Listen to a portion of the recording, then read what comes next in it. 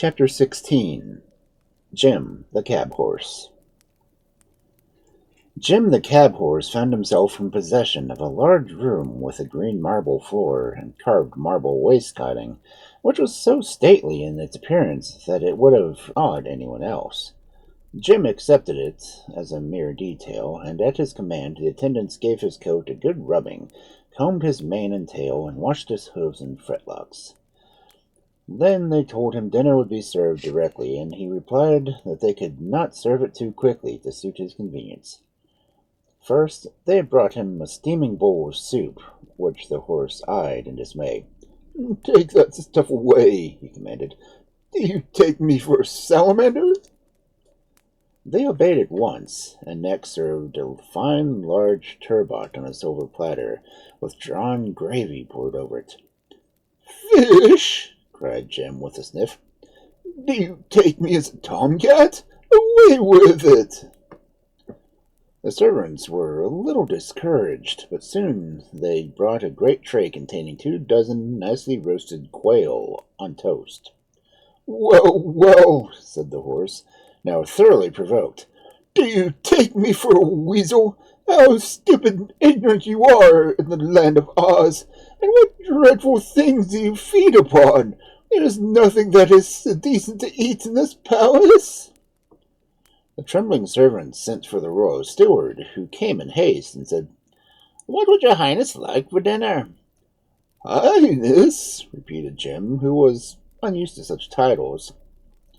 "You are at least 6 feet high, and that is higher than any other animal in this country," said the steward. "Well, my highness would like to eat some oats," declared the horse. "Oh, oats? We have no whole oats," the steward replied with much deference. "But there is a quantity of oatmeal, which we often serve for breakfast. Oatmeal is a breakfast dish," added the steward humbly. "I'll make it a dinner dish," said Jim.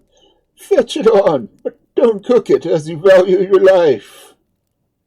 You see, the respect shown to the worn-out old cab horse made him a little arrogant, and he forgot that he was a guest, never having been treated otherwise than a servant since the day he was born, until his arrival in the land of Oz. But the royal attendants did not heed the animal's ill temper. They soon mixed a tub of oatmeal with a little water, and Jim ate it with much relish. Then the servants heaped down a lot of rugs upon the floor, and the old horse slept on the softest bed he had ever known in his life. In the morning, as soon as it was daylight, he resolved to take a walk and to find some grass for breakfast. So he ambled through the handsome arch of the doorway, around the corner of the palace, where it almost seemed asleep, and he came face to face with the sawhorse. Jim stopped abruptly, being startled and amazed. The sawhorse stopped at the same time and stared at the other with its queer protruding eyes, which were mere knots in the log that formed its body. The legs of the sawhorse were 4 sticks driven into holes bored in the log. Its tail was a small branch that had been left by accident, and its mouth a place chopped on one end, and the body which projected a little, and served as a head. The ends of the wooden legs were shod with plates of solid gold, and the saddle of Princess Ozma, which was a red leather set with sparkling diamonds, was strapped onto the clumsy body. Jim's eyes stuck out as much as those of the sawhorse when he stared at the creature with his ears erect and his long head drawn back until it rested against his arched neck. In this comical position the two horses circled slowly around each other for a while, each being unable to realize what the singular thing might be which it now beheld for the first time. Then Jim exclaimed, "For goodness sake, what sort of being are you?" "I'm the sawhorse," replied the other. "Oh, I believe I've heard of you," said the cab horse. "But you're unlike anything that I expected to see." "I do not doubt it," the sawhorse observed with a tone of pride. "I am considered quite unusual." "You are indeed, but a rickety wooden thing like you has no right to be alive." "I couldn't help it," returned the other, rather crestfallen. Ozma sprinkled me with a magic powder, and I'm just had to live. I know I'm not much to mount, but I'm the only horse in all the great land of Oz, so they treat me with great respect. You, a horse? Oh, not a real one, of course. There are no real horses here at all, but I am a splendid imitation of one. Jim gave an indignant neigh. Look at me, he cried. Behold, a real horse. The wooden animal gave a start, and then examined the other intently. Is it possible that you are a real horse? He murmured. Not only possible, but true, replied Jim, who was gratified by the impression he had created. It is proved by my fine points. For example, look at the long hairs on my tail, with which I can whisk away the flies. The flies never trouble me, said the Sawhorse. And notice my great strong teeth, with which I can nibble the grass. It is not necessary for me to eat, observed the Sawhorse. I also examine my broad chest, which enables me to draw deep, full breaths, said Jim proudly. I have no need to breathe, returned the other. No, you miss many pleasures, remarked the cab horse pityingly. You do not know the relief of brushing away a fly that has bitten you, nor the delight in eating delicious food, nor the satisfaction of drawing a long breath of fresh air. You might be an imitation of a horse, but you're a mighty poor one. Oh, I cannot hope to ever be like you, sighed the Sawhorse, but I am glad to meet a real horse. You are certainly the most beautiful creature I ever beheld. This praise warmed Jim completely. To be called beautiful was a novelty in his experience, and he said, Your chief fault, my friend, is in being made of wood, and that I suppose you cannot help. Real horses, like myself, are made of flesh and blood and bones. I can see the bones all right, replied the Sawhorse, and they're admirable and distinct. Oh, also I can see the flesh, but the blood, I suppose, is tucked away inside. Exactly, said Jim. What good is it? Asked the Sawhorse. Jim did not know, but he could not tell the Sawhorse anything. If anything cuts me, he replied, the blood runs away to show where I'm cut. You poor thing, you cannot even bleed when you are hurt. But I'm never hurt, said the Sawhorse. Once in a while I get broken up some, but I'm easily repaired and put in good order again, and I never feel the break or splinter in the least. Jim was almost tempted to envy the wooden horse for being unable to feel pain, but the creature was so absurdly unnatural that he decided he would not change places with it under any circumstances. How did you happen to be shod with gold? He asked. Princess Ozma did that, was the reply, and it saves my legs from being worn out. We've had a good many adventures together, Ozma and I, and she likes me. The cab horse was about to reply when suddenly he gave a start and a neigh of terror and stood trembling like a leaf, for around the corner had come two enormous savage beasts, treading so lightly that they were upon him before he was aware of their presence. Jim was in the act of plunging down the path to escape when the Sawhorse cried out, Stop, my brother! Stop, real horse! These are my friends, and they will do you no harm. Jim hesitated, eyeing the beast fearfully. One was an enormous lion with clear, intelligent eyes, a tawny mane, bushy and well kept, and the body like a yellow plush. The other was a great tiger with purple stripes around his lithe body, powerful limbs, and eyes that showed through the half-closed lids like coals of fire. The huge forms like these monarchs of the forest and jungle were enough to strike terror in the stoutest heart, and it was no wonder Jim was afraid to face them. But the Sawhorse introduced the stranger in a calm tone, saying, This noble horse is my friend the Cowardly Lion, who is a valiant king of the forest, but at the same time a faithful vassal of Princess Ozma. And this is the hungry tiger, the terror of the jungle, who long devours fat babies but is prevented by his conscience from doing so. These royal beasts are both warm friends of little Dorothy, and have come to the Emerald City this morning to welcome her to our fairyland. Hearing these words, Jim resolved to conquer his alarm. He bowed his head with as much dignity as he could muster toward the savage-looking beasts, who in return nodded in a friendly way. "Is not the real horse a beautiful animal?" asked the Sawhorse admirably. "That is doubly a matter of taste," returned the Lion. "In the forest we would have thought ungainly, because his face is stretched out and his neck is uselessly long. His joints, I notice, are swollen and overgrown, and he lacks flesh and is old in the years." "And dreadfully tough," added the hungry tiger in a sad voice. "My conscience would never permit me to eat so tough a morsel as the real horse." "I am glad of that," said Jim, "for I also have a conscience, and it tells me not to crush in your skull with a blow from my powerful hoof."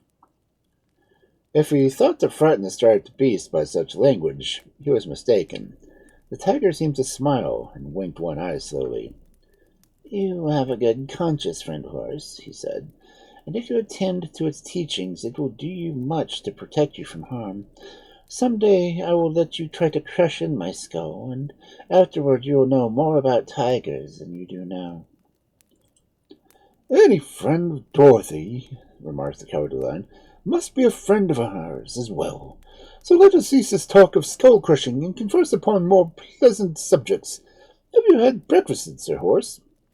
"Not yet," replied Jim. "But there's plenty of excellent clover, so you will excuse me if I will eat now." "He's a vegetarian," remarked the tiger as the horse began to munch the clover. "If I could eat grass, I would not need a conscience, for nothing would then tempt me to devour babies and lambs." Just then Dorothy, who had risen early and heard the voices of the animals, ran out to greet her old friends. She hugged both the lion and the tiger with eager delight, but seemed to love the king of beasts a little better than she did his hungry friend, having known him longer. By the time they had indulged in a good talk and Dorothy had told them all about the awful earthquake and her recent adventures, the breakfast bell rang from the palace, and the little girl went inside to join her human comrades. As she entered the great hall, a voice called out, in a rather harsh tone, "What? Are you here again?" "Yes, I am," she answered, looking round to see where the voice came from. "And what brought you back?" was the next question. Dorothy's eyes rested on an antlered head hanging on the wall just above the fireplace, and caught its lips in the act of moving. "Good gracious! I thought you were stuffed." "So I am," said the head. "But once at a time I was part of the gump, which Ozma sprinkled with the powder of life, and then I was for a time the head of the flyest flying machine you had ever known to exist, and we did many wonderful things. Afterward the gump was taken apart, and I was put back on the wall, but I can still talk when I feel in the mood, which is not often." "It's very strange," said the girl. "What were you when you were first alive?"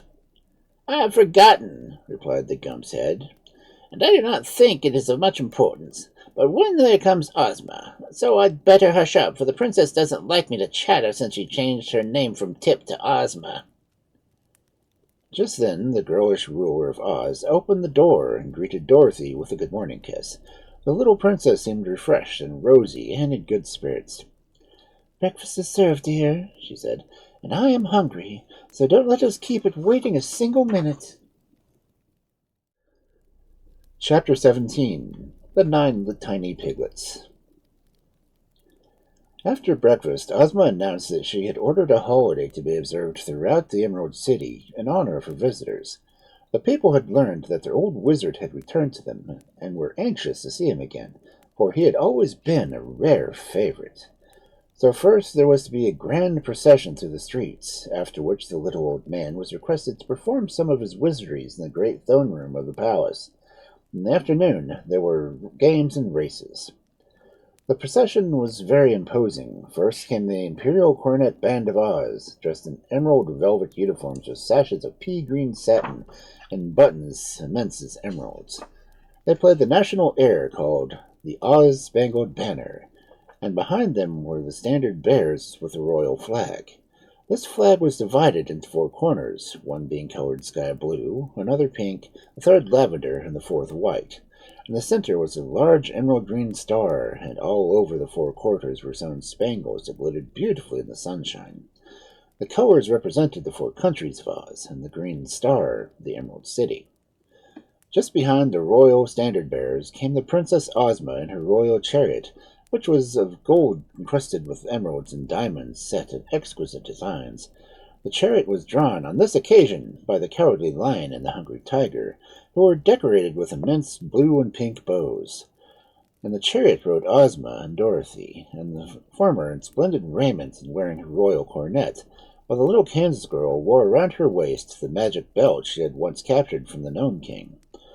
Following the chariot came the Scarecrow mounted on the Sawhorse, and the people cheered him almost as much as they did their lovely ruler. Behind him stalked, with regular jerky steps, the famous machine man called Tick-Tock, who had been wound up by Dorothy for the occasion. Tick-Tock moved by clockwork, and was all made of burnished copper. He really belonged to the Kansas girl, who had much respect for his thoughts after they had been properly wound and set going. But as the copper man would be useless in any place but a fairy country, Dorothy had left him in charge of Ozma, who saw that he was suitable to be cared for. They were followed by another band after this, which was called the Royal Court Band, because the members all lived in the palace. They wore white uniforms with real diamond buttons and played "What is Oz Without Ozma?" very sweetly. Then came Professor Woggle-Bug, with a group of students from the Royal College of Scientific Athletics. The boys wore long hair and striped sweaters and yelled their college yell every other step they took, to the great satisfaction of the populace, which was glad to have this evidence that their lungs were in good condition. The brilliantly polished Tin Woodsman marched next, at the head of the Royal Army of Oz, which consisted of 28 officers from generals down to captains. There were no privates in the army because they were all so courageous and skillful that they had been at once promoted one by one until there were no privates left. Jim and the buggy followed, the old cab horse being driven by Zeb, while the wizard stood up on the seat and bowed his bald head right and left and answered to the cheers of the people, who crowded thick around him. Taken altogether, the procession was a grand success, and when it had returned to the palace, the citizens crowded into the great throne room to see the wizard perform his tricks. The first thing the little humbug did was produce one tiny piglet from underneath his hat, and pretend to pull it apart, making two. This act he repeated until all 9 tiny piglets were visible, and they were so glad to get out of his pocket that they ran around in a very lively manner. The pretty little creatures would have been a novelty anywhere, so the people were amazed and delighted at their appearance, as even the wizard could have desired. But when he made them all disappear again, Ozma declared that she was sorry they were gone, for she wanted one of them to pet and to play with. So the wizard pretended to take one of the piglets out of his hair for the pocket. Well, really, he slyly took it out of his inside pocket. And Ozma smiled joyously at the creature nestled in her arms, and she promised to have an emerald collar made for its fat neck, and to keep the little squealer always at hand to amuse her. Afterward, it was noticed that the wizard was always performed his famous trick with the 8 piglets, but it seemed to please the people that just as well as if there had been 9 of them. In his little room back of the throne room, the wizard had found a lot of things he had left behind him when he went away in his balloon, for no one had occupied the apartment in his absence. There was enough material there to enable him to prepare several new tricks which he had learned for some of the jugglers in the circus, and he had passed part of the night in getting them ready. So he followed the trick of the 9 tiny piglets with several other wonderful feats that greatly delighted his audience, and the people did not seem to care a bit whether the little man was a humbug wizard or not, as long as he succeeded in amusing them. They applauded all his tricks, and at the end of the performance begged him earnestly not to go away again and leave them. "In that case," said the little man gravely, "I will cancel all my engagements before the crowned heads of Europe and America and devote myself to the people of Oz. for I love you all so well that I can deny you nothing. After the people had been dismissed with this promise, our friends joined Princess Ozma in an elaborate luncheon in the palace, where even the tiger and the lion were sumptuously fed, and Jim the cab horse ate his oatmeal out of a golden bowl with several rows of rubies, sapphires, and diamonds set all around the rim. In the afternoon, they all went to the great field outside the city gates where the games were to be held.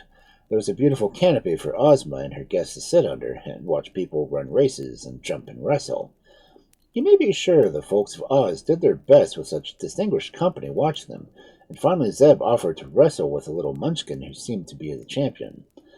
In appearance, he was twice as old as Zeb, for he had long pointed whiskers and wore a peaked hat with little bells around the brim of it, which tinkled gaily as he moved. But although the munchkin was hardly tall enough to come to Zeb's shoulders, he was so strong and clever that he laid the boy 3 times on his back with apparent ease. Zeb was greatly astonished at his defeat, and when the pretty princess joined her people in laughing at him and proceeding a boxing match with the munchkin, to which the little Ozite readily agreed. But the first time that Zeb managed to give him a sharp box on the ears, the munchkin sat down upon the ground and cried till his tears ran down his whiskers, because he had been hurt. This made Zeb laugh in turn, and the boy felt comforted to find that Ozma laughed as merrily at a weeping subject as she had at him. Just then, the Scarecrow proposed a race between the Sawhorse and the Cab-Horse, and although all the others were delighted at the suggestion, the Sawhorse drew back, saying, "Such a race would not be fair." Of course not, added Jim, with a touch of scorn. Those wooden legs of yours are not half as long as my own. "It isn't that," said the Sawhorse modestly, "but I never tire, but you do." Bah! cried Jim, looking with great disdain at the other. Do you imagine for an instant that such a shabby imitation of a horse as you are can run as fast as I can? "I don't know, I'm sure," replied the Sawhorse. "That is what we're going to try to find out," remarked the Scarecrow.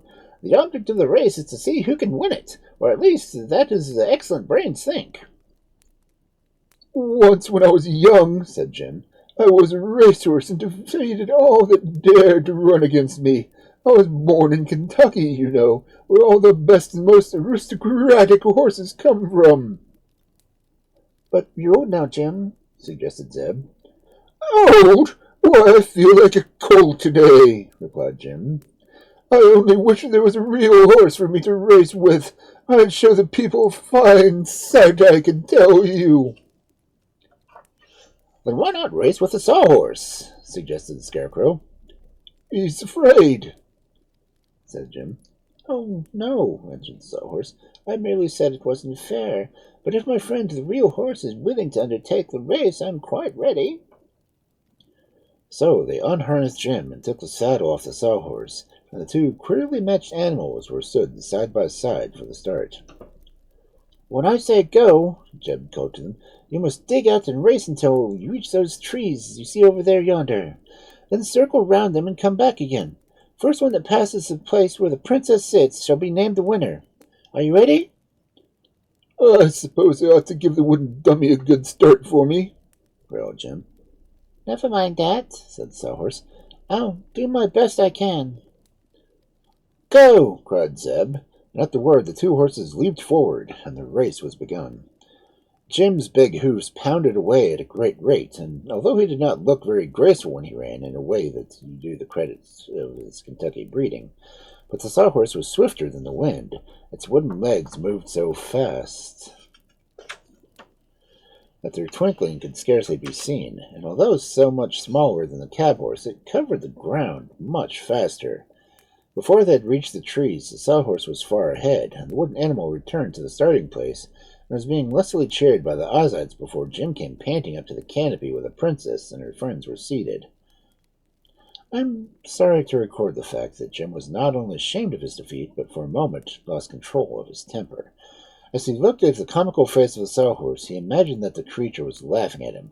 So in a fit of unreasonable anger, he turned around and made a vicious kick that sent his rival tumbling head over heels upon the ground, and broke off one of its legs and its left ear.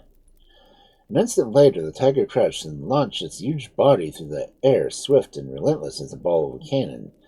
The beast struck Jim full in the shoulder and sent the astonished cab horse rolling over and over, amid shouts of delight from the spectators, who had been horrified by the ungracious act he had been guilty of.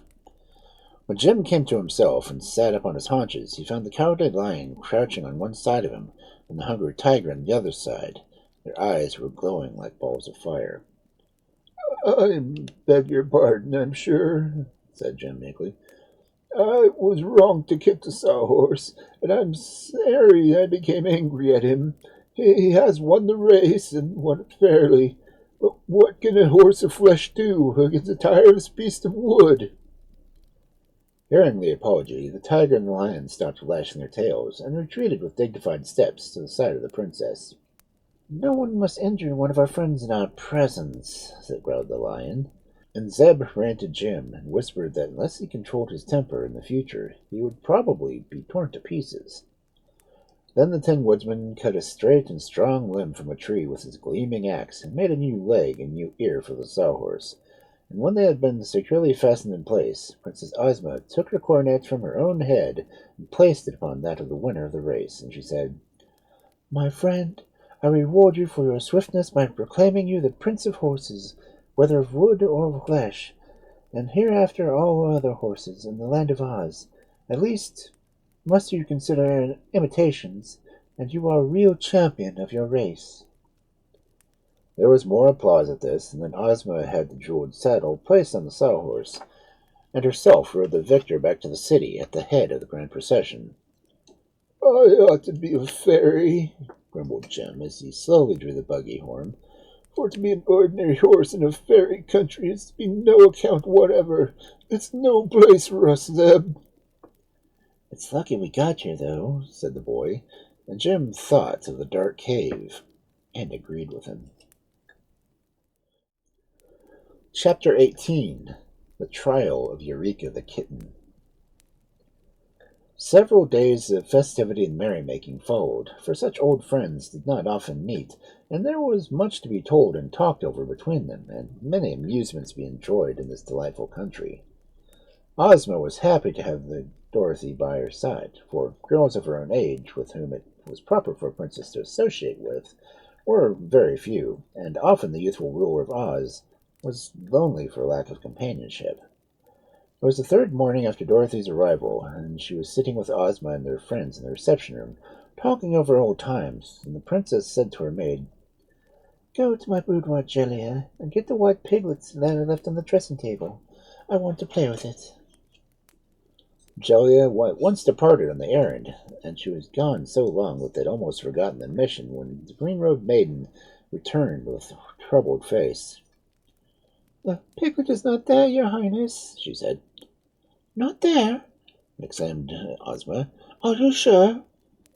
"I have hunted every part of the room," the maiden replied. "Was the door not closed?" asked the princess. "Yes, your highness, it was. I'm sure it was, for when I opened it, Dorothy's white kitten crept out and ran up the stairs." Hearing this, Dorothy and the wizard exchanged startled glances, for they remembered how often Eureka had longed to eat a piglet. The little girl jumped up at once. "Come, Ozma," she said anxiously. "Let us go ourselves to search for the piglet." So the two went to the dressing room of the princess and searched carefully in every corner and among the vases and baskets and ornaments that stood about the pretty boudoir. But not a trace could they find of the tiny creature they sought. Dorothy was nearly weeping by this time, while Ozma was angry and indignant. When they returned to the others, the princess said, "There is little doubt that my pretty piglet has been eaten by that horrid kitten, and if this is true, the offender must be punished." "I don't believe Eureka would do such a dreadful thing," cried Dorothy, much distressed. "Go and get my kitten, please, Jellia, and we'll hear what she has to say about it." The agreed maiden hastened away, but presently returned and said, "The kitten would not come. She threatened to scratch my eyes out if I touched her." "Where is she?" asked Dorothy. "Under the bed of your own room," was the reply. So Dorothy ran to her room and found the kitten under her bed. "Come here, Eureka," she said. "I won't," answered the kitten in a surly voice. "Oh, Eureka, why are you so bad?" The kitten did not reply. "If you don't come to me right away," continued Dorothy, getting provoked, "I'll take my magic belt and wish you were in the country of the Gurgles." Why do you want me? asked Eureka, disturbed by this threat. "You must go to Princess Ozma. She wants to talk to you." All right, replied the kitten, creeping up. I'm not afraid of Ozma or anyone else. Dorothy carried her in her arms back to where the others sat and grieved their thoughtful silence. "Tell me, Eureka," said the princess gently, "did you eat my pretty Piglet?" I won't answer such a foolish question, asserted Eureka with a snarl. "Oh, yes, you will, my dear," Dorothy declared. "The Piglet is gone, and you ran out to the room when Jellia opened the door. So if you are innocent, you must tell the princess how you came to be in the room, and what has become of the Piglet." Who accuses me? asked the kitten defiantly. "No one," replied Ozma. "Your actions alone accuse you. The fact that I left my little pet in my dressing room lying asleep on the table, and you must have stolen in without my knowing it. When the next door was opened, you ran out and hid yourself, and the Piglet was gone." That's none of my business, growled the kitten. "Don't be impudent, Eureka," admonished Dorothy. It's you who are impudent, said Eureka, for accusing me of such a crime when you can't prove it except my guessing. Ozma was now greatly incensed by the kitten's conduct. She summoned her captain general, and when the long, lean officer appeared, she said, "Carry this cat away to prison and keep her in a safe confinement until she is tried by law for the crime of murder." So the captain general took Eureka from the arms of the now weeping Dorothy, and in spite of the kitten's snarls and scratches, carried it away to prison. "What shall we do now?"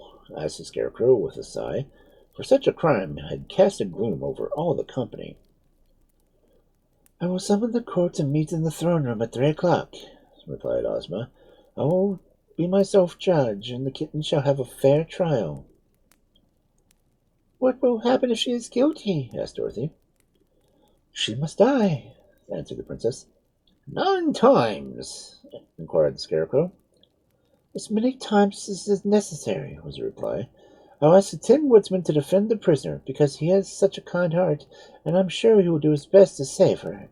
And the Woggle-Bug will act as public accuser, because he is so learned that no one can deceive him." "Who will be on the journey?" asked the Tin Woodsman. "There ought to be several animals in the jury," said Ozma, "because animals understand each other better than we people understand them. So the jury shall consist of the Cowardly Lion, the Hungry Tiger, Jim the Cab Horse, the Yellow Hen, the Scarecrow, the Wizard, Tick-Tock the Machine Man, the Sawhorse, and Zeb of Hudson Ranch. That makes the 9 which the law requires, and all my people shall be admitted to hear the testimony." They now separate to prepare for the sad ceremony, for whenever an appeal is made to law, sorrow is almost certain to follow, even in a fairyland like Oz. But it will be stated that the people of the land were generally so well behaved that there was not a single lawyer amongst them, and it had been years since any ruler had sat in judgment upon an offender of the law. The crime of murder being the most dreadful crime of all, tremendous excitement prevailed in the Emerald City when the news of Eureka's arrest and trial became known. The wizard, when he returned to his own room, was exceedingly thoughtful. He had no doubt Eureka had eaten his piglets, but he realized the kitten cannot be depended upon at all times to act properly, since its nature is to destroy small animals and even birds for food, and the tame cat that we keep in our houses today is descended from the wild cat of the jungle, a very ferocious creature indeed. The wizard knew that if Dorothy's pet was found guilty and condemned to death, the little girl would be made very unhappy. So although he grieved over Piglet's sad fate as much as any of them, he resolved to save Eureka's life. Sending for the Tin Woodsman, the wizard took him into a corner and whispered, My friend, it is your duty to defend the white kitten and try to save her, but I fear you will fail because Eureka has long wished to eat a piglet, to my certain knowledge, and my opinion is that she had been able to resist the temptation. Yet her disgrace and death would not bring back the piglet, and only serve to make Dorothy unhappy, so I intend to prove the kitten's innocence by a trick. He drew from his inside pocket one of the 8 tiny piglets that were remaining and continued. This creature must hide inside some safe place, and if the jury decides that Eureka is guilty, you may then produce this piglet and claim it as the one that was lost. All the piglets are exactly alike, so no one can dispute your word. This deception will save Eureka's life, and then we may all be happy again. I'd not like to deceive my friends, replied the Tin Woodsman. Still, my kind heart urges me to save Eureka's life, and I can usually trust my heart to do the right thing. So I will do as you say, friend wizard. After some thought, he placed a little pig in his funnel-shaped hat, and then put the hat upon his head and went back to his room to think over his speech to the jury. Chapter 19. The Wizard Performs Another Trick. At 3 o'clock, the throne room was crowded with citizens, men, women, and children being eager to witness the great trial. Princess Ozma, dressed in her most splendid robes of state, sat in the magnificent emerald throne, with her jeweled scepter in her hand and her sparkling coronet upon her fair brow. Behind her throne stood the 28 officers of her army and many officials of the royal household. At her right sat the queerly assorted jury, animals, animated dummies, and people, all gravely prepared to listen to what was said. The kitten had been placed in a large cage just before the throne, where she sat upon her haunches and gazed through the bars at the crowds around her with seeming unconcern. And now, at a signal from Ozma, the Woggle-Bug arose and addressed the jury. His tone was pompous, and he strutted up and down in absurd attempts to appear dignified. Your Royal Highness and fellow citizens, he began, the small cat you see as a prisoner before you is accused of the crime of first murdering and then eating our esteemed ruler's fat piglet, or else first eating and then murdering it. In any case, a grave crime has been committed which deserves a grave punishment. Do you mean my kitten must be put in the grave? Asked Dorothy. Don't interrupt, little girl, said the Woggle-Bug. When I get my thoughts arranged in good order, I do not like to have anything upset them or throw them into confusion. If your thoughts are any good, they wouldn't become confused, remarked the Scarecrow earnestly. My thoughts are always... Is this a trial of thoughts or of kittens? Demanded the Woggle-Bug.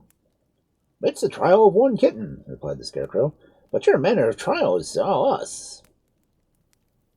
Let the public accuser continue, called Ozma from her throne. Now pray you do not interrupt him. The criminal you now see sits before you licking her paws, resumed the Woggle-Bug, has long desired to unlawfully eat the fat piglet which is no longer than a mouse, and she finally made a wicked plan to satisfy her depraved appetite of pork. I can see her in my mind's eye. What's that? Asked the Scarecrow. I say that I can see her in my mind's eye. The mind has no eye, declared the Scarecrow. It's blind. Your Highness, cried the Woggle-Bug, appealing to Ozma, have I a mind's eye or haven't I? If you have, it is invisible, said the princess. Very true, returned the Woggle-Bug, bowing. I say, I see the criminal, in my mind's eye, creeping stealthily into the room of our Ozma and secreting herself, when no one has looking until the princess has gone away and the door is closed. Then the murderer was alone with her helpless victim, the fat piglet, and I see her pounce upon the innocent creature and eat it up. Are you seeing that with your mind's eye? Inquired the Scarecrow. Of course. How else can I see it? We know the thing is true, because since the time of the interview there is no piglet to be found anywhere. I suppose if the cat had been gone instead of the piglet, your mind's eye would see the piglet eating the cat, said the Scarecrow. Very likely, acknowledged the Woggle-Bug. And now, fellow citizens and creatures of the jury, I assert so awful a crime deserves death, and in the cause of ferocious animal before you, who is now washing her face, the death penalty should be inflicted 9 times. There was a great applause when the speaker sat down. Then the princess spoke in a stern voice. Prisoner, what have you to say for yourself? Are you guilty or not guilty? Why, that's for you to find out, replied Eureka. If you can prove I'm guilty, I'm willing to die 9 times. But a mind's eye is no proof, because a Woggle-Bug has no mind to see with. Never mind, dear, said Dorothy. Then the Tin Woodsman arose and said, Respected jury, dearly beloved Ozma, I pray you not judge this feline prisoner unfeelingly. I do not think an innocent kitten can be guilty, and surely it is unkind to accuse a luncheon of being a murder. Eureka is a sweet pet, and of a lovely little girl whom we all admire, and gentleness and innocence are her chief virtues. Look at the kitten's intelligent eyes. Here Eureka closed her eyes sleepily. Gaze at her smiling countenance. Here Eureka snarled and showed her teeth. Mark the tender pose of her soft, padded little hands. Here Eureka bared her sharp claws and scratched at the bars of the cage. Would such a gentle animal be guilty of eating a fellow creature? No, 1,000 times no. Oh, cut it short, said Eureka. You're talking long enough. I'm trying to defend you, remonstrated the Tin Woodsman. Then say something sensible, retorted the kitten. Tell them it would be foolish for me to eat one of the Piglets because I had enough sense to know it would raise a row that it did. But don't try to make it out like I'm too innocent to eat a fat Piglet, because if I could and not be found out, I imagine it would taste mighty good. Perhaps it would, to those who eat, remarked the Tin Woodsman. I myself, not being built to eat, have no personal experience in such matters, but I remember that a great poet once said, To eat is sweet when hunger's seat demands a treat of savory meat. Take this into consideration, friends of the jury, and you will readily decide that the kitten is wrongfully accused and should be set at liberty. When the Tin Woodsman sat down, no one applauded him, for his arguments had not been very convincing, and few believed that he had proved Eureka's innocence. As for the jury, members whispered each to each other a few moments, and they pointed to Hungry Tiger for the spokesman. The huge beast slowly arose and said, Kittens have no consequences. They eat whatever pleases them. The jury believes the white kitten known as Eureka is guilty of having eaten a piglet owned by Princess Ozma, and recommends that she be put to death in punishment of her crime. The judgment of the jury was received with great applause, though Dorothy was sobbing miserably at the fate of her pet. The princess was just about to order Eureka's head chopped off with the Tin Woodsman's axe, when that brilliant personage once more arose and addressed her. Your Highness, he said, how easy it is for a jury to be mistaken. The kitten could not have eaten your piglets, for here it is. He took off his funnel hat, and from beneath it produced a tiny white piglet, which he held aloft that all might see clearly. Ozma was delighted and exclaimed eagerly, Give me my pet, Nick Chopper! And all the people cheered and clapped their hands, rejoicing that the prisoner had escaped death and had been proven to be innocent. As the princess held the white piglet in her arms and stroked his soft hair, she said, Let Eureka out of her cage. She is no longer a prisoner, but our good friend. Where did you find my missing pet, Nick Chopper? In a room of the palace. Justice, remarked the Scarecrow with a sigh, is a dangerous thing to meddle with. If you hadn't happened to find the piglet, Eureka would have surely been executed. But justice prevailed at last, said Ozma, for here is my pet, and Eureka is once more free. I refuse to be free, cried the kitten in a sharp voice, unless the wizard can do his trick with 8 piglets. If he can only produce 7, this is not the piglet that was lost, but another one. Hush, Eureka, warned the wizard. Don't be foolish, advised the Tin Woodsman, or you may be sorry for it. The piglet that belonged to the princess wore an emerald collar, said Eureka, loudly enough for all to hear. So it did, exclaimed Ozma. This could not be one of the wizard gave me. Of course not. He had 9 of them altogether, declared Eureka. And I must say it is very stingy of him not to let me eat just a few. But now that this foolish trial ended, I will tell you what really became of your pet piglet. At this, everyone in the room suddenly became quiet, and the kitten continued, in a calm, mocking tone of voice. I confess I did intend to eat that little pig for my breakfast, so I crept into the room where it was kept, and the princess was dressing, and I hid myself under a chair. While Ozma went away, she closed the door and left her pet on the table. At once I jumped up and told the piglet not to make a fuss, for he would be inside me in half a second. But no one can teach these little creatures to be reasonable. Instead of keeping still so I could eat him comfortably, he trembled with fear that he fell off the table into a big vase that is standing on the floor. The vase had a very small neck and spread out at the top of a bowl. First the piglet stuck his neck in the vase, and I thought I should get him out after all. But he wiggled himself through and fell down to the deep bottom part. I suppose he's still there yet. All were astonished at this confession, and Ozma at once sent for an officer to her room to fetch the vase. When he returned, the princess looked down the narrow neck of the big ornament and discovered her lost piglet, just as Eureka said she would. There was no way to get the creature out without breaking the vase, so the Tin Woodsman smashed it with his axe and set the little prisoner free.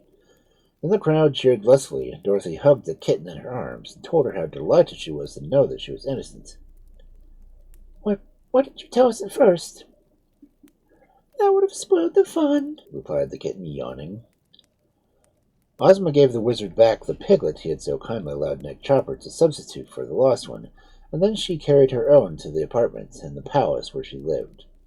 And now, the trial being over, the good citizens of Emerald City scattered to their homes, well content with the day's amusement. Chapter 20. Zeb returns to the ranch. Eureka was much surprised to find herself in disgrace, but she was, in spite of the fact she had not eaten the piglet.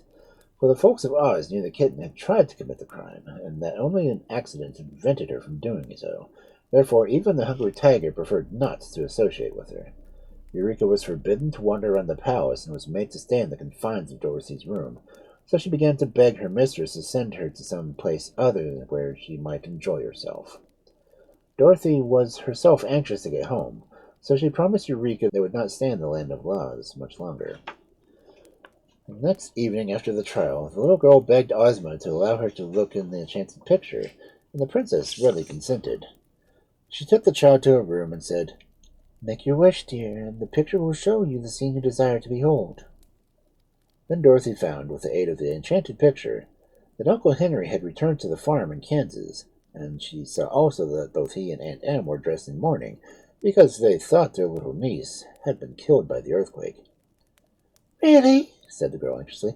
"I must get back as soon as possible to my own folks." Zeb also wanted to see his home, and although he did not find anyone mourning him, the sight of Hugson's ranch in the picture made him long to get back there. "This is a fine country, and I like all the people that live in it," he told Dorothy. "But the fact is, Jim and I don't seem to fit into a fairyland. The old horse has been begging me to go home ever since he lost the race.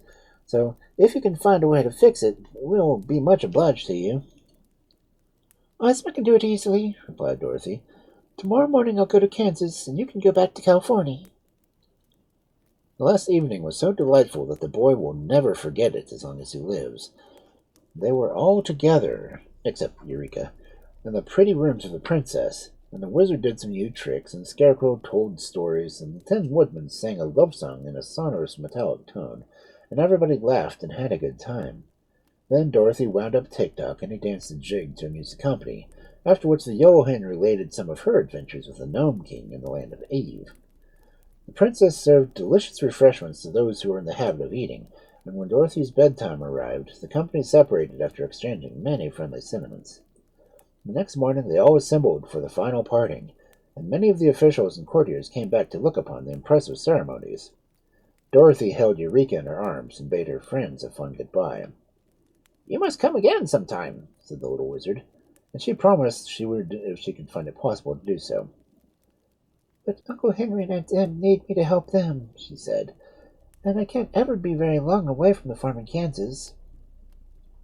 Ozma wore the magic belt, and when she had kissed Dorothy farewell and made her wish, the little girl and kitten disappeared in a twinkling. "Where is she?" asked Zeb, rather bewildered by the suddenness of it. "Greeting her aunt and uncle in Kansas by this time," returned Ozma with a smile. Then Zeb brought out Jim and harnessed all the buggy and took his seat. "I'm much obliged to your kindness," said the boy. "I'm very grateful to you for saving my life and sending me home again after all the good times I've had. I think this is the loveliest country in the world, but not being fairies, Jim and I ought to be where we belong, and that's at the ranch. Goodbye, everybody." He gave a start and rubbed his eyes. Jim was trotting along a well-known road, shaking his ears and whisking his tail with a contented notion.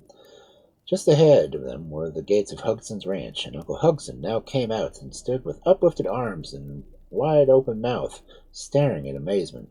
"Good gracious! It's Zeb, and Jim, too!" he exclaimed. "Where in the world have you been, my lad?"